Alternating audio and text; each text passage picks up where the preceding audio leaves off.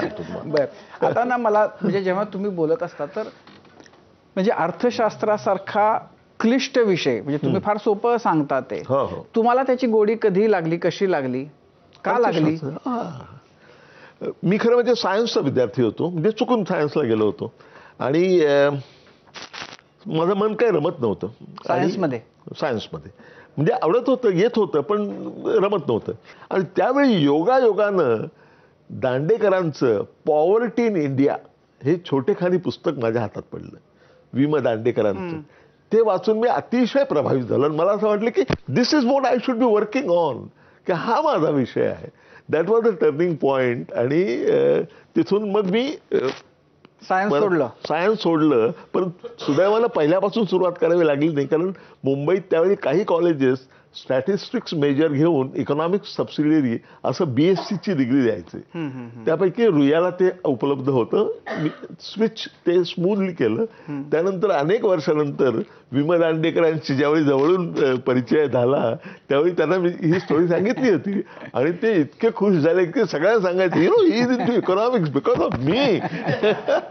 पण तुम्हाला त्यावेळेला तुम्ही जेव्हा सायन्स काय त्यावेळेला मॅट्रिक वगैरे असेल ना? SSC नाही, माझ्या वेळेस एवढा म्हातारा नाही. पण म्हणजे तुमचं दहावीचं नाही 11वी रीत सर 11वी. बर, तर पण मग तुम्हाला ते काय डॉक्टर वगैरे व्हायचं होतं? नाही. हे पहा, इथं लॉंग स्टोरी. पण मी ज्या बकाल वस्तीमध्ये राहत होतो मुंबईला, वडाळ्याला, आणि माझे वडील चतुर्थ श्रेणी कर्मचारी, राईट. त्यामुळे तिथे गँग वॉर हे नित्यकर्म असायचं, रोजच होणारं.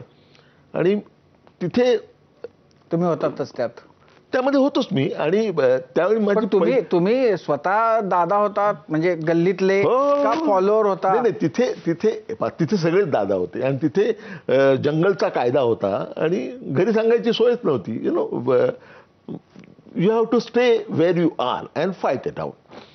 तर त्यामुळे माझी पहिली अँबिशन जी होती ना, तिची चर्चा जी असायची ती सगळी दादा लोकांची असायची. कोणी काय केलं आणि कोणी कोणाला डाऊन केलं. तर त्यामुळे माझी पहिली अँबिशन होती ती दादा व्हायची होती. पण आणि मी चांगल्यापैकी मारामाऱ्या करायचो. पण दादा म्हणजे गल्लीचा दादा व्हायचं तर का स्वप्न मुंबईचा दादा व्हायचं? मोठा दादा व्हायचं एवढंच. त्यानंतर मला हळूहळू ज्यावेळी जाणवलं की हे काय खरं नाही, दादा वगैरे होणं, मारामाऱ्या करणं. ज्याला हिंदी पिक्चरमध्ये इज्जत से रहना म्हणतात, असं वाटायला लागलं की इज्जत से रहना चाहिए. मग काय व्हायचं? पण मला सांगा, तुम्ही आता जे दादागिरी, मारामाऱ्या वगैरे, तर तुमच्या एकदम लक्षात राहिलेली मारामारी कुठली होती आणि कशामुळे झाली होती? कशामुळे झाली ते सांगता येत नाही, कारण त्याला कारण लागायचंच नाही तिथे. परंतु अनेक मारामारी हे जवळजवळ रोजच होता. आणि तुम्हाला सांगतो, याचा मला फायदा पुणे विद्यापीठाचा कुलगुरू झाल्यानंतर झाला. कारण सिनेटमध्ये तिथे सगळ्यांना तोंड देणं ही तारेवरची कसरत असते आणि तिथे you have to stand and defend yourself, you know. त्यामुळे प्रत्येक परिस्थितीचा शेवटी तुमच्या व्यक्तिमत्व. तुम्हाला राज्यसभेत पण झाला असेल त्याचा फायदा. तिथे मला दादागिरी करावी लागली नाही, कारण मी इंडिपेंडंट होतो. परंतु मला नंतर जी माझी अँबिशन, दुसरी अँबिशन जी होती ती पिऊन व्हायची होती. म्हणजे आता मला हसू येतं, कोणालाही हसू येईल की मी पिऊन व्हायची. पण इथे लक्षात घेणं आवश्यक आहे की इतकी भविष्याबद्दल इतकी अनिश्चितता होती की असं वाटायचं की कमी पगार मिळाला तरी चालेल, मात्र आपल्याला जी परमनंट नोकरी असली पाहिजे. आपली जी नोकरी असेल ती परमनंट. आणि त्यावेळी परमनंट नोकरी म्हणजे पिऊनची नोकरी. मग त्यावेळी पिऊन. त्यानंतर पुढे गेल्यानंतर मला असं वाटायला लागलं यापेक्षा चांगलं काहीतरी आपण करू शकतो. म्हणजे त्यावेळी मला शिक्षक व्हावाचं वाटायला लागलं. आणि म्हणजे आपण कसं आहे माहिती आहे का, आपण असा हात वरती करतो, इथपर्यंत जातोय, मग टाचा वरती करतो, इथपर्यंत, अरे आपला इथपर्यंत जातोय. असं मी स्वतःला रचित गेलो, स्वतःला शोधित गेलो आणि त्याप्रमाणे स्वतःला रचित गेलो. असं ते सगळं झालेलं आहे. तिथे मधल्या एका याच्यात एक प्रसंग आहे, खूप छान प्रसंग आहे, तो मला मुद्दाम सांगायचा वाटतं. त्यावेळी माझ्याकडे घरी येणारे आमचे लोक सगळ्यांना माहिती होते की हे पोरगं काहीतरी दाखवणार आहे, स्पार्क दाखवणार आहे.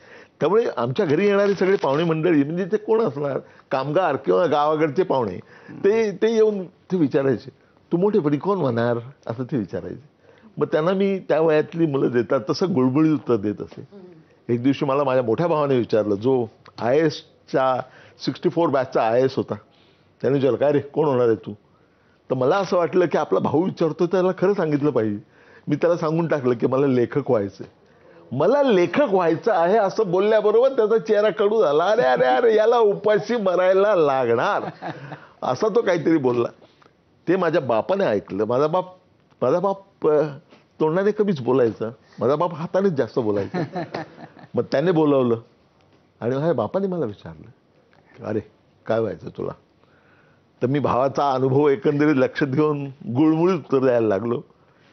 त्या वयातली मुलं देतात काय वय तसं. होतं तुमचं? वय वर्ष 9 किंवा 10. त्यावेळी माझ्या बापानं मला जे सांगितलं त्यासाठी मी आमचा बाप आणि आम्ही हा ग्रंथ लिहिला, पुस्तक लिहिलं. माझा बाप मला म्हणाला ते त्यांच्या भाषेत सांगतो की पाय हे लोक तुला लय सांगतील तू डॉक्टर वय, तू इंजिनियर वय, तू बॅरिस्टर वय, पण तू काय कोणाचं ऐकू नको. आणि मी बी तुला सांगणार नाही का तू अमुकच वय का धमुकच वय, पण मग म्हणणं एकच आहे बरं का, तू जे काय करशील ना त्याच्यामध्ये टापला जायला पाहिजे. अच्छा. तुला चोर व्हायचं ना कोई बात नाही, पण मग असा चोर झाला पाहिजे की समधी दुनिया बोलली पाहिजे इसको बोलताय चोर. तर इथे मुद्दा चोर होण्याचा नाही. इथे तुम्ही काय करता यापेक्षा तुम्ही जे कार्य करता त्यात किती उंची गाठता तेच अंतिमतः महत्वाचं असतं. ही शिकवण माझ्या कधीही शाळेतनं गेलेल्या माझ्या बापाने दिलेली आहे. आणि तुम्हाला सांगतो त्यानंतर अनेक वर्षांनी मी अमेरिकेला जाऊन मोठ्या मोठ्या प्राध्यापकांकडे शिकण्याची संधी मला मिळाली.